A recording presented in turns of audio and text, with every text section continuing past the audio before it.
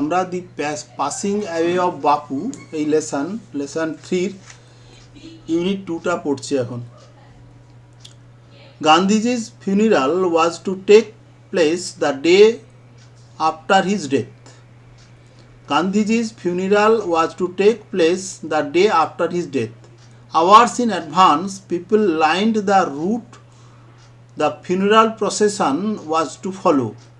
Padmosi, Mrs. Naidu's daughter, spoke for us all when she said simply, "We will walk. It is the last time we shall be walking with Bapu." This is the first paragraph of our unit. Gandhiji's funeral was to take place the day after his death. The day on which he was killed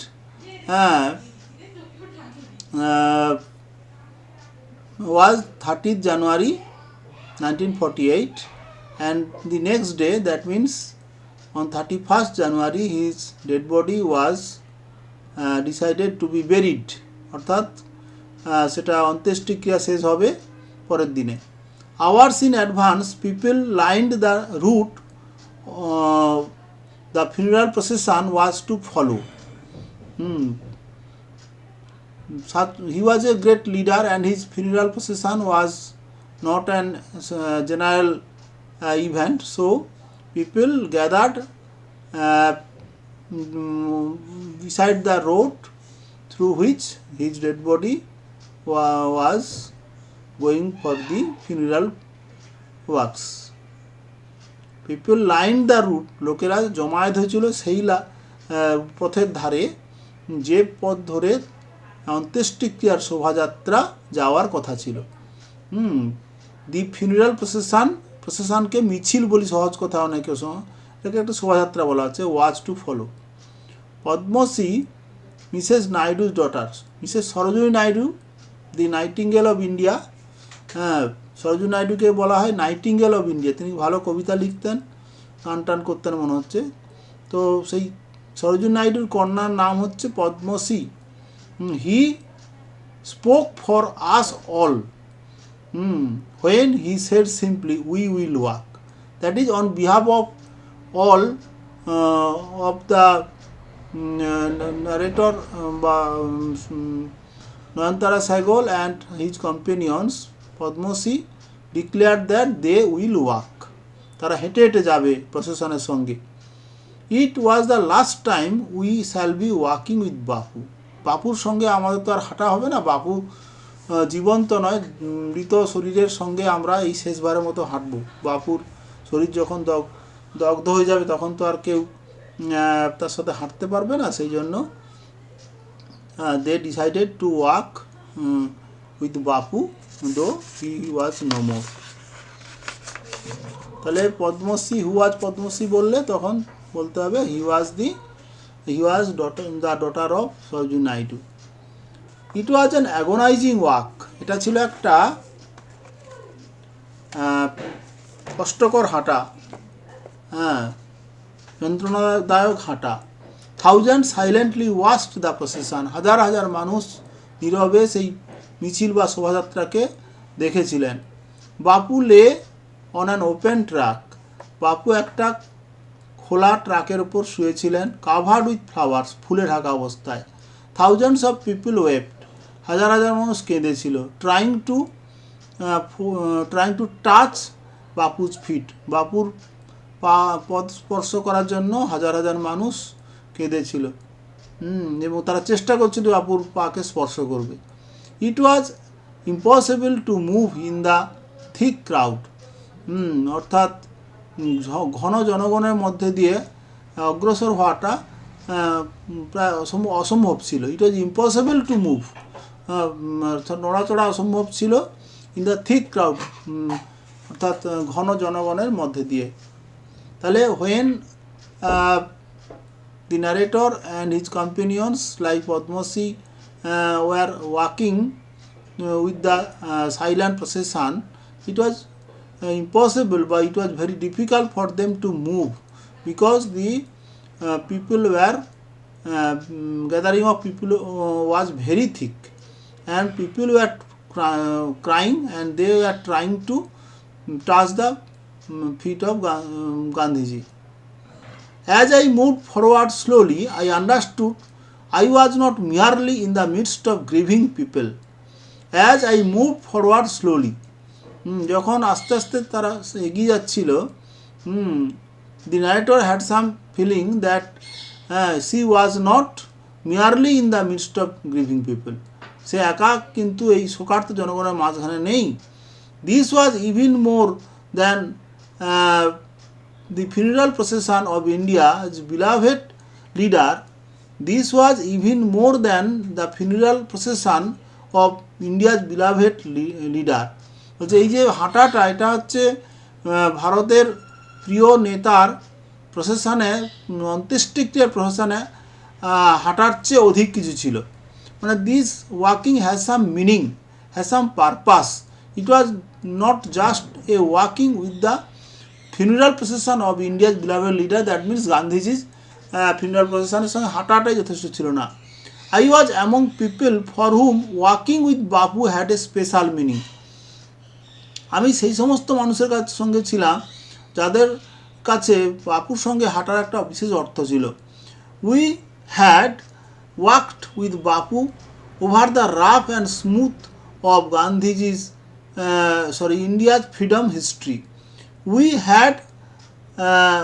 had walked, আমরা হেঁটেছিলাম, with বাপুর সঙ্গে over the rough and smooth of India's recent history. ভারতের সাম্প্রতিক যে কর্কশ এবং মসৃণ ইতিহাসে বাপুর সঙ্গে আমরা হেঁটেছিলাম. We could not now accept the fact that the man who had led us over many difficult paths was never going to walk with us again. We could not accept the fact, আমরা এই সত্যটা গ্রহণ করতে পারলাম না যে the man who had led us over many difficult paths, সেই যে লোকটা যে আমাদের অনেক কঠিন পথে চালিত করেছিলেন, was never going to walk with us, তিনি আর আমাদের সঙ্গে হাঁটবেন না. Bapu's slight figure had walked staff in hand over a large part of India. বাপুর যে হালকা শরীর সেটা হেঁটেছিল হাতে একটা লাঠি নিয়ে ভারতের দীর্ঘ পথে, over a large part of India, ভারতের দীর্ঘ পথে, ভারতের দীর্ঘ বা বিশাল অংশে. To walk is to make slow progress. হাঁটা হলো ধীর অগ্রগতি. It is to think with clarity. It is to think with clarity and closely walk at all that is around you. এটা এমন একটা পদ্ধতি যেটা দ্বারা পরিষ্কার রূপে ভাবা যায় এবং সব কিছু চারদিকে যা কিছু আছে সব কিছুকে কাছ থেকে দেখা যায়. তাহলে হাঁটা, walking is a slow movement বা slow progress, but it gives us clear view, যেটাকে ক্ল্যারিটি বলা হচ্ছে, and closely it gives the scope of closely looking at all that is around you, from small insects to the horizon in the distance. তাহলে ছোটো জিনিস কি না, small insects, from the small insects to the horizon in the distance, দূরের যে দিগন্ত রেখা পর্যন্ত সব কিছুই দেখা যায়. Moreover to walk was open the only way open to the average Indians. কিন্তু হাঁটাই ছিল গড় ভারতীয়দের কাছে একমাত্র খোলা উপায়. It required no vehicle except his own body. যে হাঁটবে তার নিজের শরীর ছাড়া অন্য কোনো যানবাহনের প্রয়োজন ছিল না.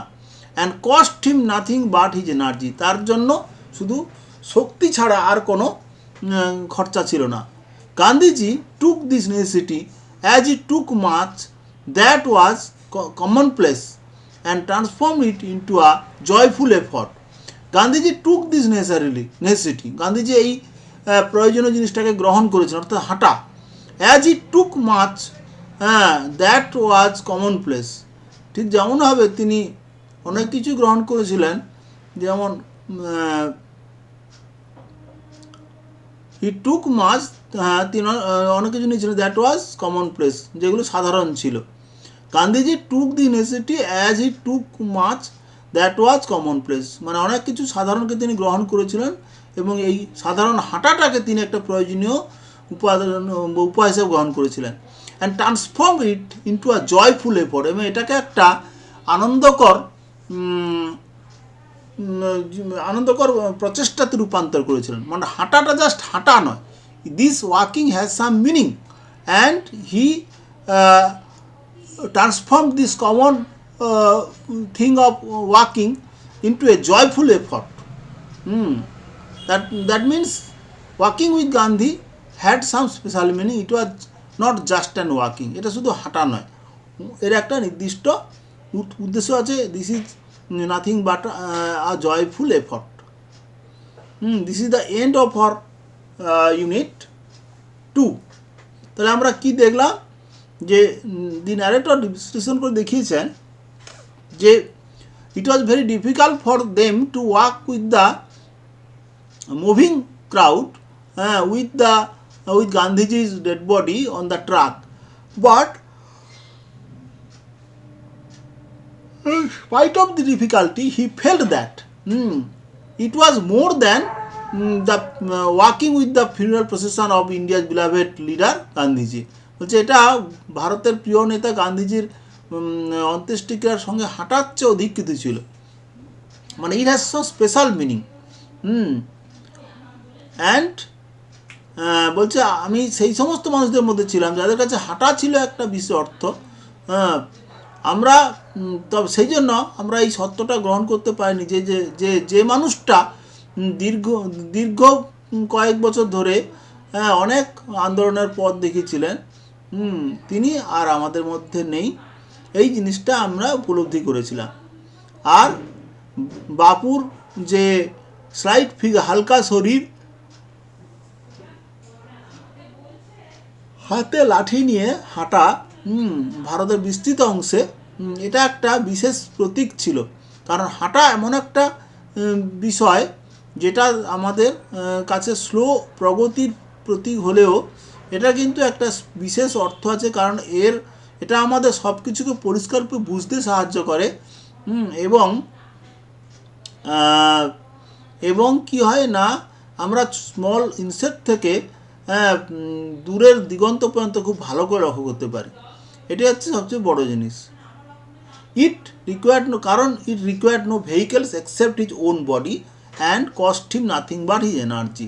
এটা এমন একটা অগ্রসর হওয়া বা যেখানে কোনো গাড়ি লাগছে না, গাড়ি ভাড়া তো দূরের কথা, এবং শুধুমাত্র শরীরটা থাকলে এবং যদি থাকে এনার্জি থাকে তাহলেই কিন্তু হাঁটা যায়। অনেকে ওই মজা করে 11 নম্বর গাড়ি বলে, দুটো পাকে 11 নম্বর হিসাবে ধরে। Gandhiji took this common thing as a necessary thing, এবং দ্যাট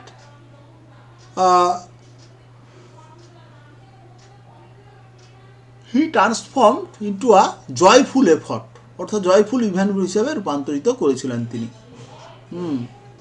এই জন্য রাজনৈতিক দলগুলো এখন সব হাঁটা, পদযাত্রা এইসব বলে না, এইসব করে থাকে।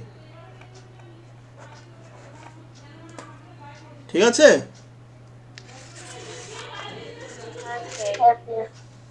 তাহলে আর করছি না, এইটুকু থাক, এইটুকু করে পড়ো।